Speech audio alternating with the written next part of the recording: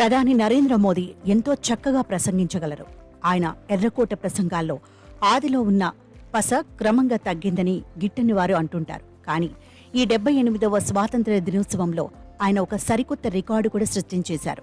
జాతీయ జెండా ఆవిష్కరణ అనంతరం ఆయన ప్రసంగం ఏకంగా 98 నిమిషాలు సాగింది. మరో 2 నిమిషాలు మాట్లాడి ఉంటే సెంచరీ కొట్టేవారని అభిమానులు అంటున్నారు. ఓ 2 నిమిషాలు ఎక్కువగా మాట్లాడి ఆయన 2016 నాటి రికార్డును చెరిపేశారు. 2019లో అధిక సంఖ్యాబలంతో రెండోసారి ప్రధాని అయినప్పుడు కూడా ఎర్రకోట నుంచి 92 నిమిషాలే మాట్లాడారు. ఇప్పుడు సొంత బలం 240కు పడిపోయి కూటమి కట్టాల్సి వచ్చినప్పటికీ గత 10 ప్రసంగాల రికార్డులను చెరిపివేస్తూ ఈ 11వ ఎర్రకోట ప్రసంగాన్ని సుదీర్ఘంగా చేశారు. ప్రధాని ప్రసంగంలో 140 కోట్ల బలం కనిపించింది తప్ప ఆ 240 బలహీనత కాదని వ్యాఖ్యలు వినిపిస్తున్నాయి.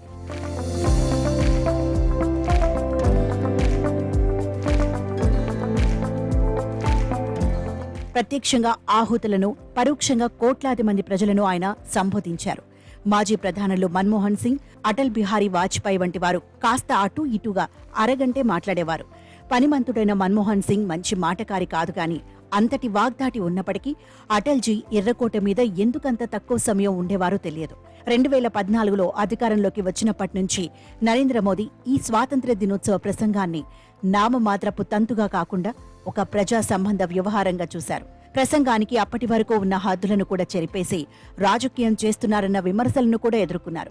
నెహ్రూ నుంచి రాహుల్ వరకు ఎవరినీ తప్పు పట్టాలన్నా, గత పాలకుల పాపాలు దేశానికి శాపాలుగా మారాయని కడిగి పారేయడానికి కూడా ఆయన దీనిని వాడుకున్నారు. అలాగే పలు రకాల అభియాన్లు, మిషన్ల ప్రకటనకు కూడా ఇదే వేదికైంది. స్వచ్ఛ భారత్, బేటీ బచావో, బేటీ పడావో, ఉజ్వల జల్ జీవన్ వంటివి అందులో కొన్ని. అవినీతి వ్యతిరేక పోరాటాలు, కుటుంబ పాలనపై విమర్శలు సైతం ఆయన ఎర్రకోట ప్రసంగాల్లో ఉంటాయి. ఇప్పుడు సొంత బలం తగ్గినంత మాత్రాన మోదీ తీరులో మార్పు ఉండబోదని ఈ ప్రసంగం సైతం రుజువు చేసింది. ఆయన ఈ మారు దూకుడుగా కాక కాస్తంత మెత్తగా మాట్లాడారని కొంతమందికి అనిపించిన విపక్షాలను ఏకిపారేయడానికి, వివాదాస్పద అంశాలను ముందుకు తేవడానికి ఆయన సంకోచింపలేదు. వికసిత భారతాన్ని కాంక్షించారు. 3వ అతిపెద్ద ఆర్థిక వ్యవస్థగా అవతరించడం లక్ష్యంగా ప్రకటించారు.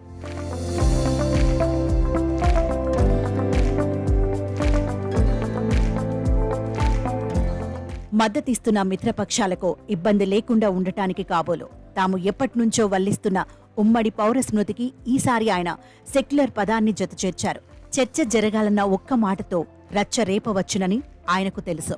ఇప్పటి సివిల్ కోడ్ మతపరమైనదని, వివక్షపూరితమైనదని ఆక్షేపించి మెజార్టీ ప్రజలు దానిని మెచ్చటం లేదని నిర్ధారించి రాజ్యాంగ నిర్మాతలు కలలుగన్న ఈ లౌకికవాద ఉమ్మడి పౌర స్మృతికి సుప్రీంకోర్టు ఆమోదం, ఆశీస్సులు ఉన్నాయన్నారు. ఆ స్వప్న సాకారం దిశగా వడివడిగా అడుగులు ఎలా పడతాయో ఇక చూడాలి.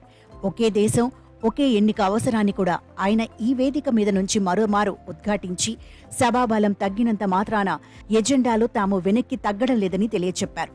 ఆర్థిక, చట్టపరమైన సంస్కరణల విషయంలో విపక్షాలు అడ్డుపడినా ఆగేది లేదన్న ప్రకటన కూడా అటువంటిదే. విద్యా, ఉపాధి గురించి ప్రస్తావించటం, కొన్ని చర్యలను వివరించటం ఆగ్రహంగా ఉన్న యువతరాన్ని ఉపశమింప చేయడం కోసం కావచ్చు. 10 ఏళ్లలో అద్భుతాలు చేశామంటూ ఏ ఒక్క రంగాన్ని, ఏ చిన్న విషయాన్ని వదలకుండా ఆయన ప్రజలకు వివరించారు. అదానికి వ్యతిరేకంగా జరిగే ఏ వ్యవహారమైనా విదేశీ కుట్రలో భాగమే కనుక ఇప్పుడు సెబీ చీఫ్ మీద హిండెన్బర్గ్ కథనాన్ని సైతం విశ్వసించకూడదని అన్యాపదేశంగా సెలవిచ్చారు. మోదీ ఎంతో ఓపికగా చేసిన ఈ సుదీర్ఘ ప్రసంగంలో ఆత్మస్తుతి, పరనిందలను అటుంచితే కొనసాగుతున్న లక్ష్యాలను, అంతర్లీన సందేశాలను ప్రజలు సరిగానే గ్రహించి ఉంటారు.